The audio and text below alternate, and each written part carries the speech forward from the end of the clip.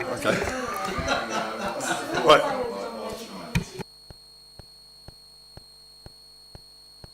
Right.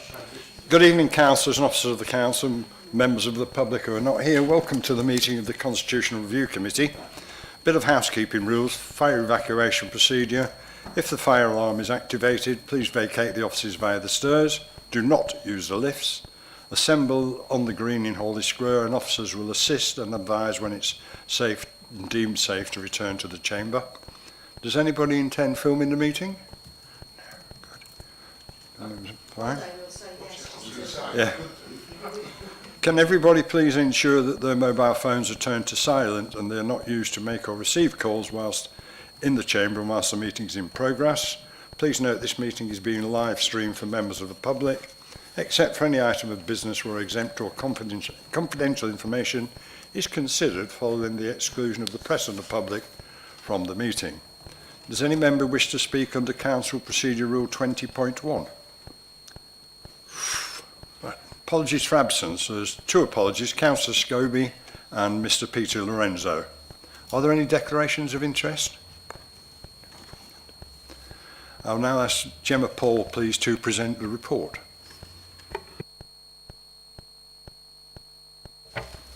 Thank you. Good evening.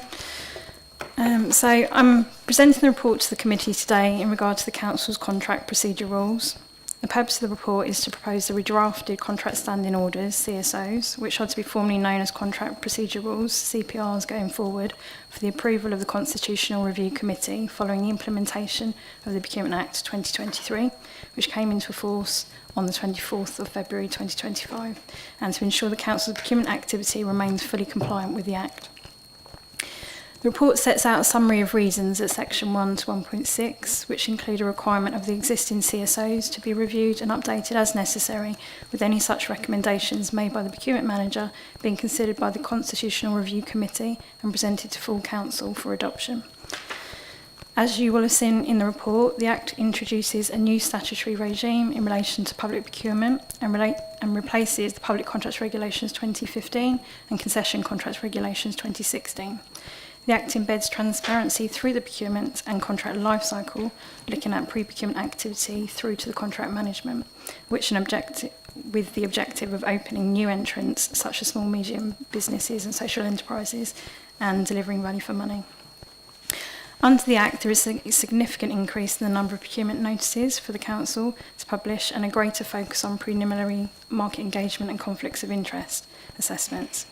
The Act also provides new rules on below-threshold procurements, which impact the greatest portion of the Council's procurement activity and provide greater transparency and flexibility for SMEs to navigate the Act, removing further potential barriers to participation when delivering value for money. The CPRs have been rewritten to ensure roles and responsibilities are clear and that officers work in partnership with the procurement service and legal services, overseeing and guiding procurement activity to ensure it's effective, legal and not open to challenge, reducing and mitigating any potential risk to officers and the authority. It's intended that these CPRs will be subject to further review in 6 to 9 months. Interim measures were recommended to Council on 27th February 2025 and approved for Council to note and agree that all procurement activity must be compliant with the Procurement Act and will be conducted in accordance with the Council's new CPRs until new CPRs can be presented to full Council for approval. We are requesting that the Constitutional Review Committee consider the recommendations set out in the report and make any appropriate recommendations. Ingrid and I will be happy to take any questions that you might have.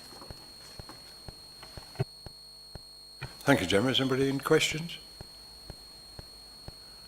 Councillor Austin. Thank you, Chair. Thanks very much.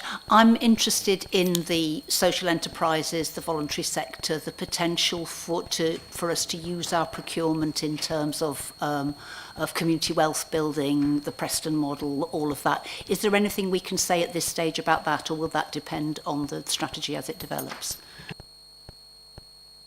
Thank you. Yes, it will depend on the strategy as it develops. Obviously, the Act allows more flexibility for small, medium enterprises, voluntary businesses, and we want to be able to utilise that where we can.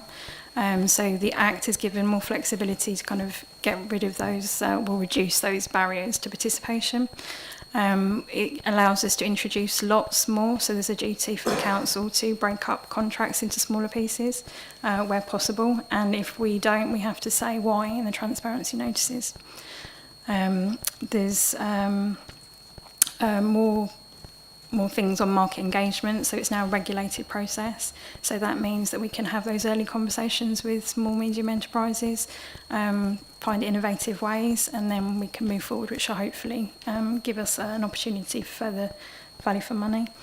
The social value opportunities for the small to medium enterprises, there's better things that the Act allows them to do now, so they don't have to have full audited accounts unless it's required by Companies House. Although the council does have a 30-day payment terms anyway, that's now mandatory for small to medium enterprises. So if they did see that as a potential barrier, or if they hadn't looked into our own contracting terms, that now would set it out for them. The government's put in place a central digital platform which allows small to medium enterprises to go on to that and put their information in once, and the idea is they have to keep it updated, but then it's easy navigation. They can see all of the tenders that are available to the market. There was something else I wanted to say. Yeah, so increasing transparency throughout the process, that's what you're going to be able to see. There's basically a number that's put a unique identifier number at the beginning, and it tracks it through the process. So small to medium enterprises, along with other suppliers, will be able to see that all the way through, and hopefully will give them that reassurance. Brilliant, that's great, thank you very much. And obviously that was a really comprehensive answer, but just to say as well, in addition to that, we'll be looking carefully at evaluation criteria, how we go out to advert, and obviously that will pan out as the strategy develops. Councillor Davis? Thank you, Chair. And I'll try not to give too much feedback and deafen everyone.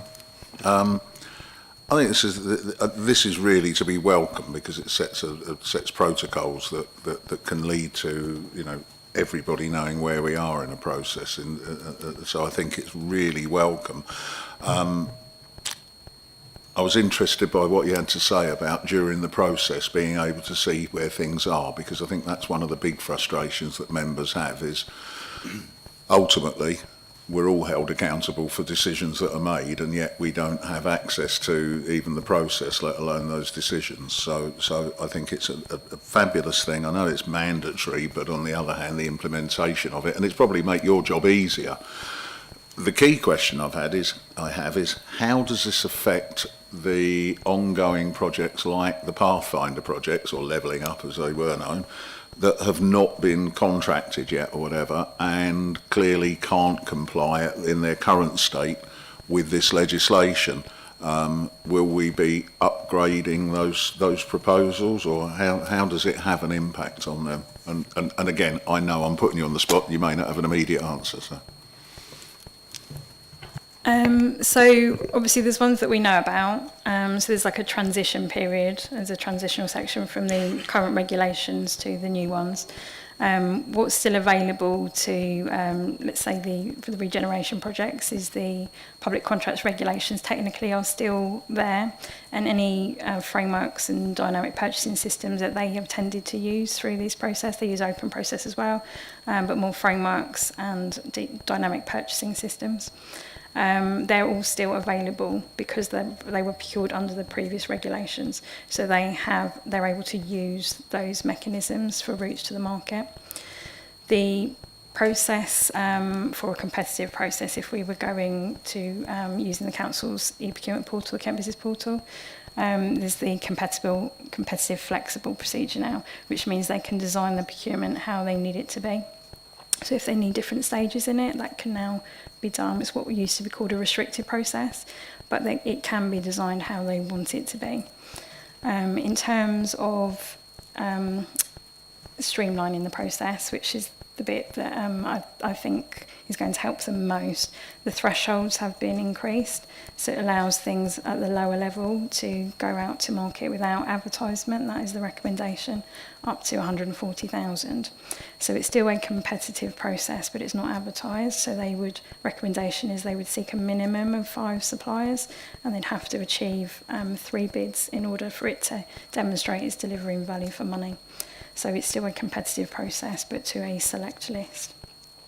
So they will be able to use that more for the lower level. For the higher level spend, which many of theirs are, there are different frameworks that they use that allow them that flexibility more going forward. Not all of the projects, obviously they know their projects, not all of them have the procurement strategy developed yet, as my understanding is. So that's the bit that we're working with them. We have these regular meetings with them to get the information as early as possible. So throughout the council, but especially those ones, we need to know what's coming up and when in order to deliver effectively. So, is that right if I just come back, Chair? Is it right if I just come back, yeah? So in essence, Gemma, it does have an impact on those projects, or will have an impact on those projects ongoing, and they will have to comply with this new legislation because they haven't been awarded yet. Is that correct? Yeah.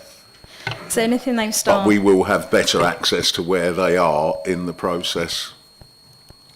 yeah. So anything they may have started under the current act, they would continue under those regulations. Anything new would technically come under the new act. However, if they're using a mechanism under the public conduct regulations, like a framework, a lot of the frameworks under the new act aren't available yet. It's going to take a bit of time, up to 12 months for those probably to be established. So they would be using that. But I think where they're going to benefit from the flexibility here is the change in thresholds that we have presented. Also, the CPRs, the way that we've been rewritten, they are set out with roles and responsibilities to make them clearer, which is something that I think is going to benefit them as well. So they know where they are in the process. There's pre-procurement activity, there's actual sourcing activity, and the contract management side of it. So I would hope that they will benefit from that as well. Okay. Yeah, just to add, obviously the council's been really clear that since the 24th of February, all new procurement activity that isn't covered by the transitional arrangements that Gemma referred to in relation to the frameworks that are available has to be Procurement Act compliant, and so actually has to be consistent with these rules that we're presenting today. So yeah, but as she's also said, it shouldn't prejudice any of those projects. It's just a different system. Yeah. But in any event, there is still access to the frameworks, which have distinct advantages as well.